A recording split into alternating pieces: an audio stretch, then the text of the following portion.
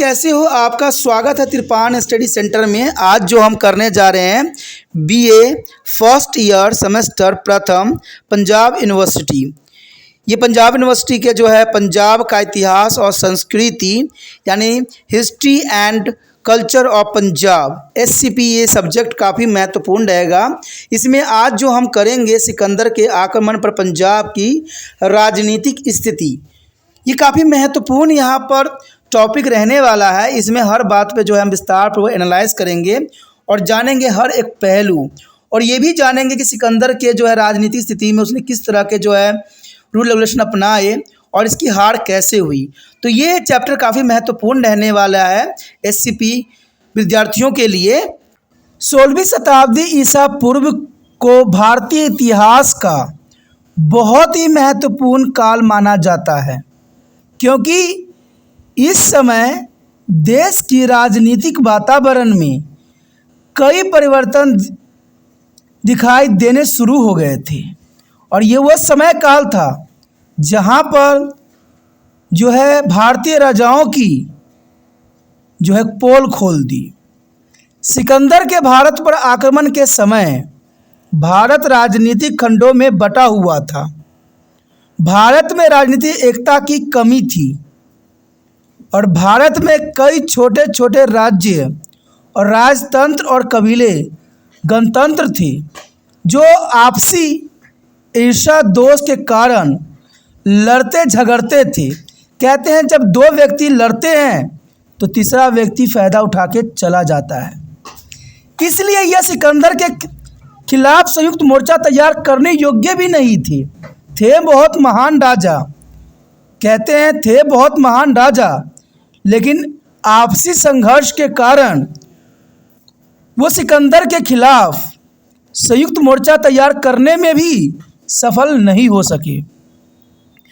और सिकंदर ने इन राजाओं की आपसी दुश्मनी का फ़ायदा उठाया और उसे कहीं भी सामूहिक विद्रोह का सामना नहीं करना पड़ा। दोस्तों, यहाँ पर जो हम कर रहे हैं काफ़ी महत्वपूर्ण चैप्टर है। BA फर्स्ट ईयर सेमेस्टर प्रथम है पंजाब यूनिवर्सिटी के बच्चों के लिए पंजाब का इतिहास और संस्कृति, जिसके अंदर सिकंदर के आक्रमण पर पंजाब की राजनीतिक स्थिति के जो है हमें चर्चा कर रहे हैं चैप्टर। इसी के अंतर्गत हमारा अगला टॉपिक जो आया है काफ़ी महत्वपूर्ण है, सिकंदर की जीत तथा भारतीयों की हार के कारण। देखिए, सिकंदर की जीत किन कारणों से हुई और भारतीय राजाओं की हार का क्या कारण था, तो ये काफ़ी महत्वपूर्ण टॉपिक यहाँ पर रहने वाला है। अगर हम सिकंदर की जीत की और भारतीय राजाओं की हार की एनालाइज करें तो हमें सबसे प्रथम जो है राजनीतिक एकता की कमी नज़र आती है। और ये सबसे महत्वपूर्ण बात थी कि भारतीय राजाओं में राजनीतिक एकता की कमी थी। कहते हैं कोई भी शासक हो, कहते हैं आपसी मनमुटाव चलती ही रहती है, लेकिन जब देश पर सवाल उठता है तो हर एक पार्टी को, हर एक राजा को एक हो जाना चाहिए और अपने दुश्मनों को जो है डट के मुकाबला करना चाहिए।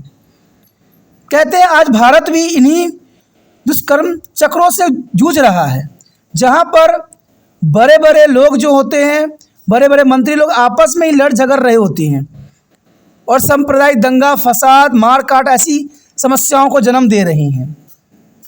तो कहते हैं जब आपस में आप लड़िएगा झगड़िएगा तो जनरल सी बात है दूसरा व्यक्ति जो है बहुत आसानी से भारत का फ़ायदा उठा ले जाएगा। अब देखिए, इसका सबसे बड़ा सबूत यहाँ पर आया है कि जब सभी पार्टियों ने मिलके भारत जो नाम है इंडिया जो है बनाया, एक पार्टी बनाया, दूसरे नेता ने क्या किया, भारत का नाम ही चेंज करने पर अतालू हो गए। तो ये क्या है? ये ईर्ष्या की भावना है। कहते हैं हमें कुछ भी करने का पूरा स्वतंत्रता है, हम नाम रख रहे हैं तो इसमें कौन सी बुराई है, कुछ भी नाम रख के। लेकिन ये कौन सा रूल है कि आप जो है भारत का नाम ही चेंज करने पर आप अतुल हो जाओ? ये तो ईर्ष्या की भावना हुई, और ये ईर्ष्या की भावना आज हमारे राजनीतिक में भी देखने को मिलता है। कहते हैं इतने बुद्धिजीवी हैं, इतने महान महान कार्य किए हैं, और कोई व्यक्ति छोटा कार्य कर जाए और वो देश के लिए सही ना हो तो वह सब कहते हैं कैसे का वैसा ही रह जाता है। फिर क्योंकि एक इंसान की गलती उसको ले डुबोता है, चाहे वो जितना मर्जी महानता का काम क्यों ना किया हो। तो यही बात यहाँ पर आता है कि भारतीय राजा, पोरस जैसे राजा, अम्बी जैसे राजा इतने शक्तिशाली, और कहते हैं धरानंद के शासनकाल में इतने शासन होने के पश्चात भी यहाँ पर सिकंदर जो है भारत पर आक्रमण किया और भारत पर जीत हासिल की। ये बहुत बड़ी बात है।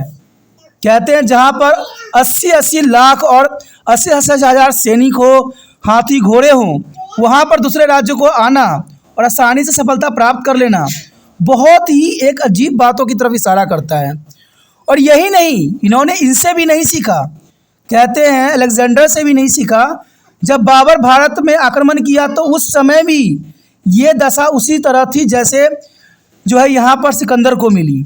उस समय भी राजा जो है बाबर को निमंत्रण भेजा, और आपको पता है पानीपत की युद्ध जो थी वो काफ़ी महत्वपूर्ण थी। तो यहाँ पर देखा जाए तो समस्या वैसा का तैसा ही रहता है। लोग शिक्षा नहीं लेते हैं इतिहास से कि ऐसी गलती करेंगे तो हमारा देश जो है बर्बाद हो जाएगा। सिर्फ अपना हम की भावना दिखाते हैं कि हम आपसे बड़े हैं।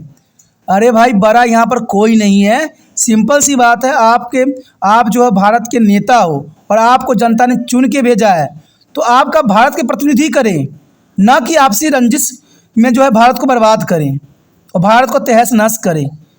तो यहाँ पर राजनीतिक एकता की सबसे बड़ी कमी नज़र आई, और इसका फ़ायदा सिकंदर ने बहुत ही आसानी से, और उसके साथ जो है बाबर जब भारत में आया था तो उसने भी बहुत आसानी से जो है यहाँ के राजाओं को कुचल के अपनी शासन व्यवस्था जो है कायम कर सका। तो सिकंदर का जो जीत यहाँ पर होती है, देखिए 22 साल की उम्र में इसने शासन करना शुरू किया था। 22 साल, जो कि बहुत काफ़ी कम उम्र था। कहते हैं 20 साल की उम्र में शासन में बैठा और 22 साल की उम्र में कई राज्यों पर उसने अपना अधिकार कर लिया। उसके बाद जब जीत हासिल किया तो उसको भारत की लालसा जो पहले से ही बनी हुई थी, वो लालसा और भी मजबूत हो गई। और जब वहाँ पर पता चला कि यहाँ पर अम्बी और पोरस के बीच आपसी रंजिश है, आपसी शत्रुता है, तो इसका पोरस ने भरपूर फायदा उठाया। और सबसे बड़ी बात तो ये है कि अम्बी ने बहुमूल्य उपहारों से जो है यहाँ पर अलेक्जेंडर का स्वागत किया और पोरस के खिलाफ जो है उसको भड़काया और उसे युद्ध करने के लिए जो है उसको प्रेरित किया और उसको साथ भी दिया युद्ध में। यानी अपना घर के जो राजा है अपने ही घर को बर्बाद करने को अतुल हो गए। और इससे क्या परिणाम निकला कि यहाँ पर अलेक्जेंडर कई क्षेत्रों में अधिकार करने में सफल हो गया। कहते हैं अगर उसके सैनिक थके हुए नहीं होते और उसकी मृत्यु नहीं होती तो भारत में वो दोबारा आता और पूरे भारत पे अपना कब्जा हासिल कर सकता था। और 33 वर्ष की मृत्यु के कारण उसने जो है अपनी पूरी शासन व्यवस्था को यहाँ पर स्थापित न कर सका। लेकिन देखा जाए तो एक बात तो साबित यहाँ पर कर ही दिया कि यहाँ पर जो है राजनीतिक एकता की कमी, सिकंदर के आक्रमण के समय भारत में राजनीतिक एकता की कमी थी और भारत छोटे छोटे प्रदेशों में बटा हुआ था और यह प्रदेश आपसी ईर्ष्या और दोष के कारण आपस में ही लड़ते झगड़ते रहते थे। आपसी ईर्ष्या के कारण वे किसी भी विदेशी आक्रमणकारी से टक्कर लेने के लिए एक संयुक्त मोर्चा तैयार करने में योग्य नहीं थे। कहते हैं जब आपस में आप लड़िएगा तो विदेशियों से कैसे मुकाबला कीजिएगा। और आज भी वही हो रहा है। विदेशी कंपनी भारत में जो है अपनी पैठ बनाती चली जा रही है और भारतीय अर्थव्यवस्था को कमज़ोर करती चली जा रही है। और ये शायद बड़े बड़े बुद्धिजीवी को ये बात समझ नहीं आ रहा है कि भारतीय अर्थव्यवस्था कमज़ोर होती जा रही है, क्योंकि जर्नल सी बात है, ये साफ है और बड़े बड़े एनालाइजर यही बात कहेंगे। कहते हैं कभी किसी की बातों का जो है हमें तूती नहीं करना चाहिए। कहते हैं आज हमें संयुक्त मोर्चा तैयार करने की ज़रूरत है और जो विदेशी चीज़ें हम इस्तेमाल कर रहे हैं, विदेशी चीज़ें जो हमारे देश में निवेश कर रहे हैं और हमारे देश को खोखला करने की विचारधारा से यहाँ व्यापार कर रहे हैं, वो हमारे देश के लिए कमज़ोर कड़ी साबित होगी। और ये बात कहते सिकंदर के समय काल में भी हुई और बाबर के समय काल में भी हुई और अंग्रेज़ के समय काल में भी यही देखने को मिला। कहते हैं ये 3 कालों से हमने कुछ भी शिक्षा नहीं लिया और आज भी हम वही रणनीति अपना रहे हैं जो उस समय देखा जाए तो अंग्रेज़ों ने नीति का अनुसरण करवाया और वही जो कहते सिकंदर ने करवाया और बाबर ने जो नीति सोचा वही कार्य आज हम करते चले जा रहे हैं। और वो कमजोरियाँ हमारे लिए जो है आगे चल के बहुत बड़ा जो है सुरक्षा के लिए एक खतरा पैदा करेगा। क्योंकि भारत जैसे मर्जी हो, भारत जो है एक अलग देश है, ये विभिन्नताओं से भरा हुआ देश है और यहाँ पर सभी नेताओं को आपसी सहयोग विचारों से भारत के जो है प्रतिनिधि करना चाहिए, क्योंकि उनका भी कई क्षेत्रों में अपना प्रतिनिधि होते हैं और कई राज्य से वो भी चुने हुए होते हैं। तो जर्नल सी बात है, आप सही रास्ते पे जो है भारत को आगे बढ़ाइए, नहीं तो भारत फिर से वही जो है कुछ चक्र में फंसेगा जो पहले हम 3 दशकों में देख चुके हैं। भारत की कमज़ोर राजनीतिक स्थिति का सिकंदर ने भरपूर फ़ायदा उठाया और शासकों के आपसी झगड़े और सिकंदर की सफलता का कारण भी बना, क्योंकि आपसी झगड़ों में सिकंदर ने पूरी अपनी जो है रोटी सेक ली। राजा पोरस और तक्षशिला के शासक अंभी की आपसी शत्रुता के कारण सिकंदर के लिए भारत पर विजय प्राप्त करने और भी आसान हो गया, क्योंकि दोनों आपस में लड़ रहे थे और अंभी ने यहाँ तक कि सिकंदर को जो है स्वागत भी किया, बड़े बड़े बहुमूल्य वस्तु दे के उसने स्वागत किया। तो ये राजनीतिक एकता की कमी काफ़ी महत्वपूर्ण पॉइंट था सिकंदर के जीत के लिए और भारतीय राजाओं की हार के लिए। उसके पश्चात हमारे समक्ष आता है सिकंदर का श्रेष्ठ नेतृत्व। जैसा कि मैं बता चुका हूं कि सिकंदर भारत पे आक्रमण करने से पहले कई क्षेत्रों पर विजय हासिल कर चुका था और ये उसके लिए सबसे बड़ी जो थी बात थी। जब उसने कई क्षेत्रों पर जीत हासिल कर लिया तब जाके वो भारत पर जो है ललायित हुआ और उस समय भारत की जो कंडीशन थी वो उसके फेवर में था, क्योंकि यहाँ पर आपसी संघर्ष चालू था और ये बहुत बड़ी बात थी।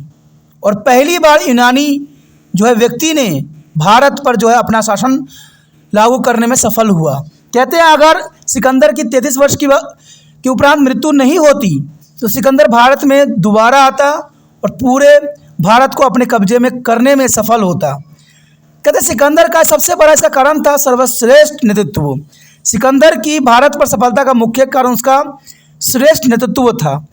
सिकंदर एक होशियार सेनापति था जिसने भारत में आने से पहले कई युद्ध लड़े और उसमें विजय भी प्राप्त उसने किया। अब वह बहादुर, साहसी, निपुण और वीर था और दुनिया का सबसे महान विजेता भी था। वह युद्ध लड़ने के पश्चिमी तरीकों से पूरी तरह परिचित था और इन तरीकों का उसने भारत में इस्तेमाल भी किया और युद्ध भी जीता। तो वो सब सिकंदर का श्रेष्ठ नेतृत्व था और भारतीय राजाओं का जो है कायरता था। कहते भारतीय राजाएं कमज़ोर नहीं थी, लेकिन आपसी संघर्षों के कारण वो खोखला और कमज़ोर होता चला गया, जो कि काफ़ी महत्वपूर्ण बात यहाँ आता है। उसके पश्चात आता है यूनानी सैनिकों में अनुशासन। देखिए ये भी बहुत काफ़ी महत्वपूर्ण है कि एक व्यक्ति कोई युद्ध नहीं जीत सकता। यहाँ पर सैनिक का अनुशासन होना काफ़ी महत्वपूर्ण था।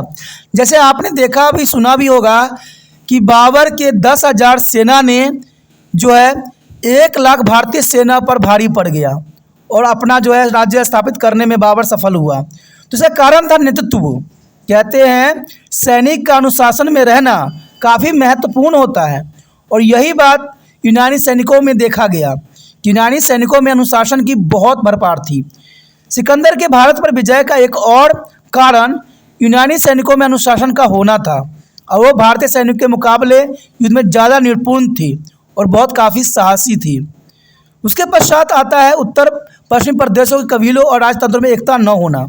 कहते हैं एकता की पाठ हमने बचपन से पढ़ा है कि एकता में बल है, लेकिन भारतीय राजाओं ने कभी भी एकता के बल पर विश्वास नहीं किया, जिसके कारण जो है कई बार जो है भारत गुलामी की दास्ता में गुजरा और दूसरे शासक ने यहाँ पर आके शासन किया।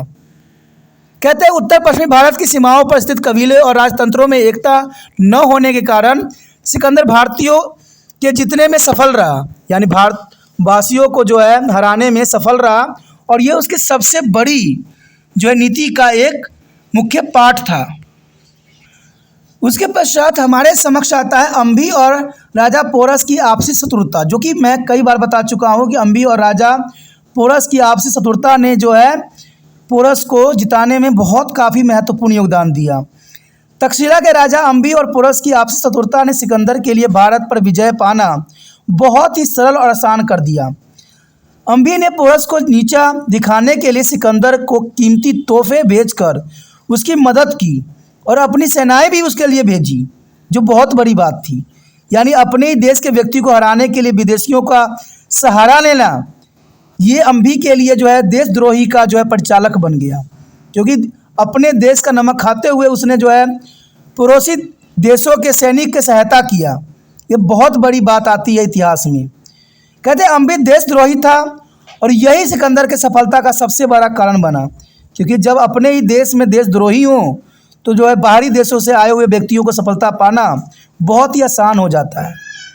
सिकंदर का रात के समय झेलम नदी पार करना ये भी सफलता का सबसे बड़ा कारण था, क्योंकि जिस समय पोरस और देखा जाए सिकंदर में युद्ध छिड़ा, उस समय देखा जाए तो सिकंदर इस पार आना उसके लिए संभव नहीं था, क्योंकि उस समय बहुत मूसलाधार बारिश हो रही थी।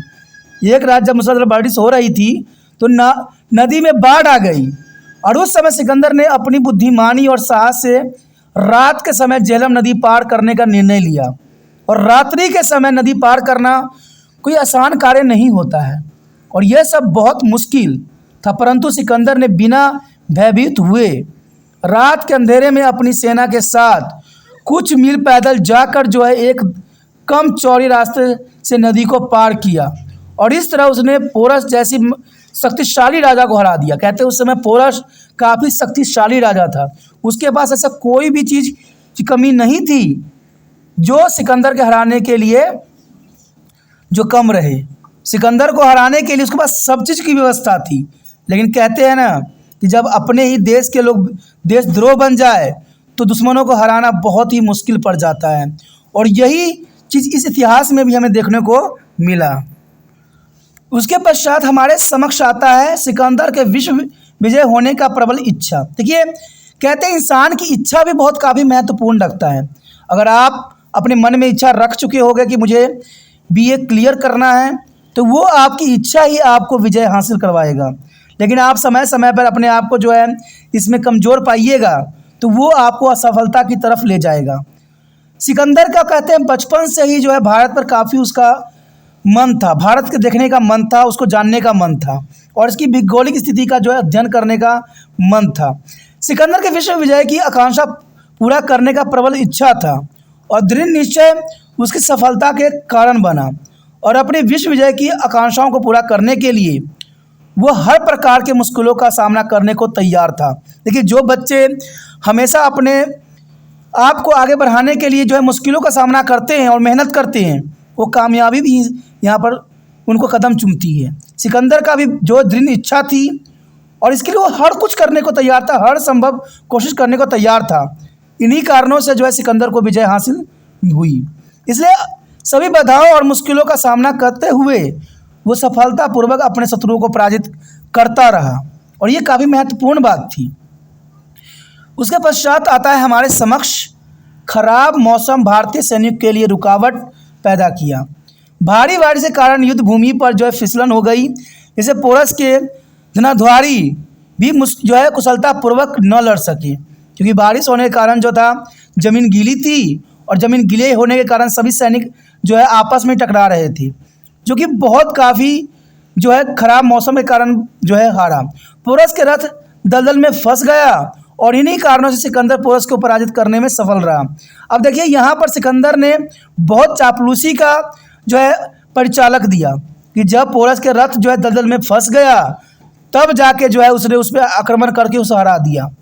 अब देखिए, हमारे देश का एक परंपरा है कि जब दुश्मन जो हो कोई मुसीबत में हो, उस समय हम उस पर वार नहीं करते हैं, जो हमने पहले ही पढ़ चुके हैं महाभारत के चैप्टर में, कि जब वहाँ पर आपको पता है जब कर्ण का रथ फंस गया था तो अर्जुन ने उस पर बाण चलाने से साफ इनकार कर दिया था कि मैं उसको मार नहीं सकता। लेकिन जब कृष्ण ने बताया कि कर्ण जो है अपने हाथों में धनुष ले रखा है, दूसरे हाथ में बाण ले रखा है, तब जाके अर्जुन ने जो है उस पर बाण चलाई। यानी जो है निशस्त्र शत्रु पे जो है शस्त्र उठाना हमारे देश की परंपरा नहीं है, लेकिन यहाँ पर सिकंदर ने न कोई परंपरा का प्रवाह किया न जाना, क्योंकि वो यूनानी था, और यूनानी तो सिर्फ जो है मौके का फ़ायदा उठाना जानता है।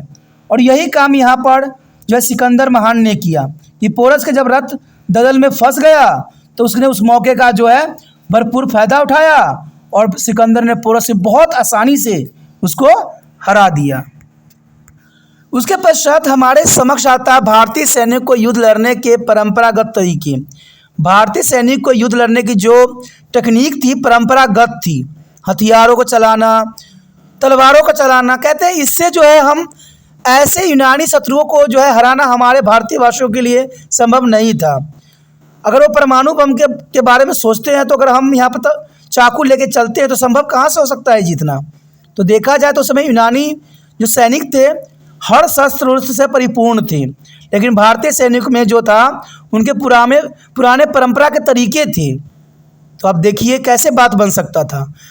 भारतीयों ने युद्ध भूमि में परंपरा तरीकों का इस्तेमाल किया और भारतीय योद्धा रथों और हाथियों पर युद्ध लड़ने लग गए। जीत के उपलक्ष्य में तो यह सब ठीक था, परंतु पराजय के उपलक्ष्य में हाथियों ने जो है लाभ की बजाय हानि पहुंचाई। पोरस की सेना के हाथी यूनानी धनुधारियों में बांधों में जख्मी होकर इधर उधर भागने लगे और अपनी ही सेना को कुचलने लग गए। दूसरी तरफ यूनानी सैनिक युद्ध भूमि में तेज घोड़े पर बिना किसी रुकावट के भाग सकते थे। यूनानी सैनिक जो थे युद्ध भूमि में तेज घोड़े पर बिना किसी रुकावट के भाग सकते थे और भारतीय जो हाथी का उन्होंने प्रयोग किया वो हाथी जो है घायल होने के कारण इधर उधर तितर बितर हो गए और भागने लगे और भारतीय सैनिक को ही भी कुचलने लग गए। तो इस तरह से देखा जाए तो भारतीय सैनिक के जो युद्ध में परंपरागत तरीकों का प्रयोग करना उनको जो है हार का सबसे बड़ा कारण बना। उसके पश्चात आता है हमारे समक्ष सिकंदर की बुद्धिमानी और दूरदर्शिता। सिकंदर एक साहसी और सफल सेनापति था और एक दूरदर्शी कूटनीतिज्ञ भी था और वह जानता था कि विजय प्रदेशों पर यूनानी शासन होने पर विद्रोह भड़केगा, इसलिए उसने अम्बी और पोरस को आपसी मित्रता करवा दी और विजय प्रदेशों को अम्बी और पोरस को अभिभार में विभाजित कर दिया। अपनी चालाकी और कूटनीति से सिकंदर ने उन्हें जीत भी लिया और इससे वो भारत में और प्रदेशों को जितना आसान हो गया। तो यहाँ पर देखा जाए तो सिकंदर की बुद्धिमानी और दूरदर्शिता थी। बेशकली अगर हम बात यहाँ पर करें कि इसको आपस जाना पड़ गया सिकंदर को, तो इसका कारण जनरल सी बात था कि उसके जो है सिर्फ यहाँ पर 19 महीने ही व्यतीत किए। तो देखा जाए तो सिकंदर ने सिर्फ 19 महीने ही भारत में व्यतीत किए, जिसके कारण उनके सैनिक युद्ध करते करते थक चुके थे और वो बीमार भी हो गए और उन्हें युद्ध लड़ने और अधिक प्रदेश जीतने में कोई रुचि नहीं दिखाई।